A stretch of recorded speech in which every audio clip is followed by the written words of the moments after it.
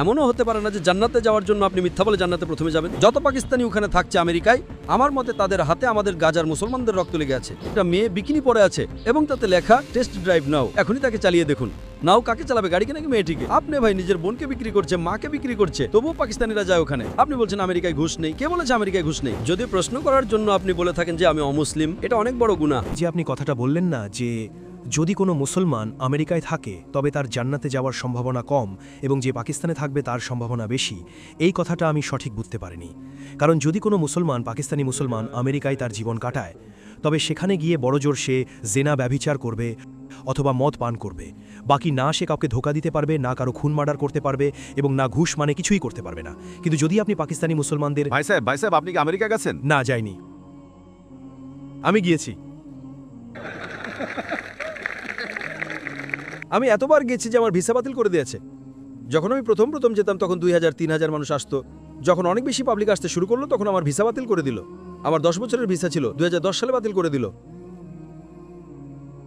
আমি কি সেখানে গিয়ে সন্ত্রাসবাদ ছড়াবো? কেন আমার ভিসা বাতিল করে দিল? তুমি বলো আমাকে, রাফি। জি জি, শুনছি। আমি কি সন্ত্রাসী? আমি কি কোনো সন্ত্রাসী? না না, মোটেই না। তারা চায় না শান্তি প্রতিষ্ঠিত হোক। তারা চায় না শান্তি প্রতিষ্ঠিত হোক। পাকিস্তান সরকার যদি আমাকে ডেকে থাকে তবে অন্তত তারা তো শান্তি চায়। আমল কম হবে কিন্তু ডেকেছি তো ঠিকই। তারা আমার মেজবান আয়োজক, তারা আমার মেজবান।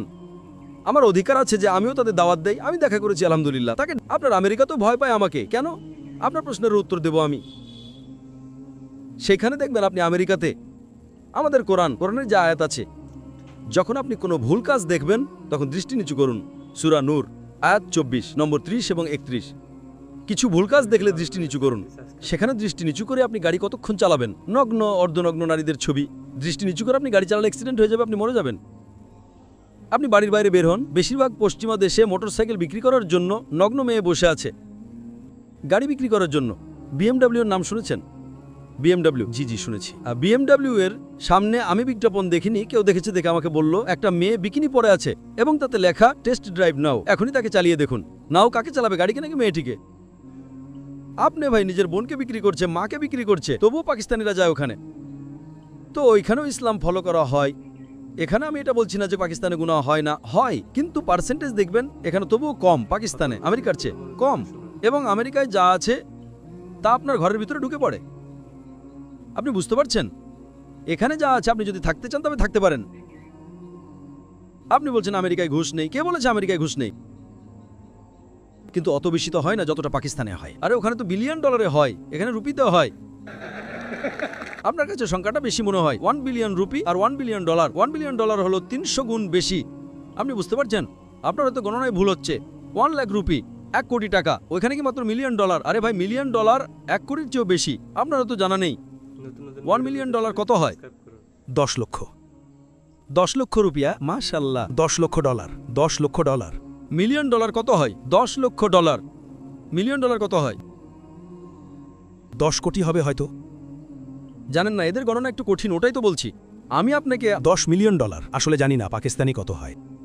10 মিলিয়ন ডলারে পাকিস্তানি কত রুপি হলো? ক্যালকুলেটর এখন আমার সাথেও নেই। হ্যাঁ, ওটাই তো না, প্রায় 300 কোটি হয়। 300 কোটি, 3 বিলিয়ন।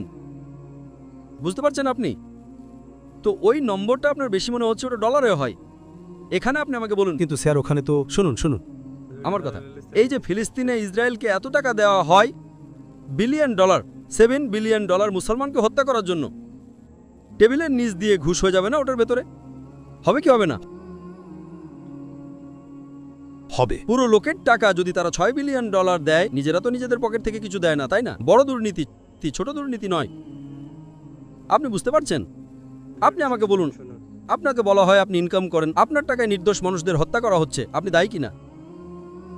দায়ী কিনা? জি, একদম আমি দায়ী। যত পাকিস্তানি ওখানে থাকছে আমেরিকায়, আমার মতে তাদের হাতে আমাদের গাজার মুসলমানদের রক্ত লেগে আছে।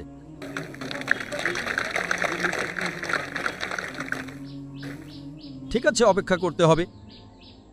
কিন্তু এত বছর ধরে হয়ে যাচ্ছে। কে থাকতে বলছে ওখানে আপনাদের? আল্লাহ কোরআনে বলেছেন হিজরত করতে বলেছেন। তো এই জন্যই আমি বলি যে এখানে থাকবেন তো এখানেও খারাপে আছে। দুনিয়ার সব কোণেই খারাপ আছে, কিন্তু খারাপের লেভেল থাকে।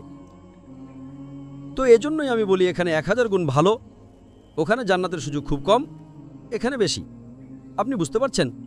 তো এজন্যই আপনারও ইচ্ছা শোক আছে আমেরিকা যাওয়ার, না? আপনি তো পাকিস্তানি, বলনো খ্রিস্টান, পাকিস্তানি না? টিকিট পেলে তো যাবেন কি না? অবশ্যই যাব, এটাই তো সমস্যা। যদি আমি আপনাকে জাহান্নামের টিকিট দিই, যাবেন আপনি? একদমই না। তো আমেরিকা হচ্ছে জাহান্নামের টিকিট। কিন্তু পাকিস্তানিরা ওটাকে জান্নাত মনে করে।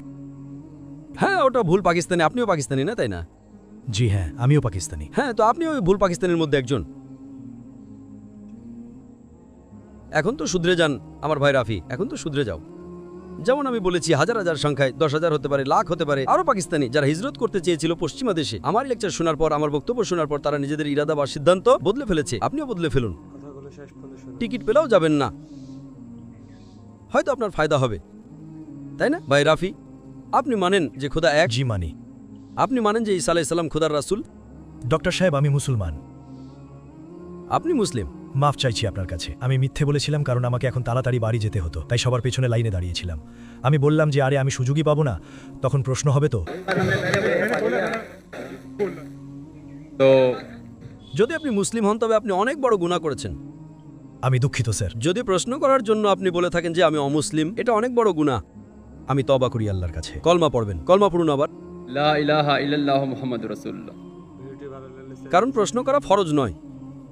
আপনি লাইন ভাঙার জন্য মিথ্যা বললেন, কিন্তু ইচ্ছা ছিল আপনাকে প্রশ্ন করার। এমনও হতে পারে না যে জান্নাতে যাওয়ার জন্য আপনি মিথ্যা বলে জান্নাতে প্রথমে যাবেন, তাই না? না, আমি পিছনে। জান্নাতেও তো লাইন অনেক বড় এবং লম্বা, লাইন অনেক ভিড় থাকবে।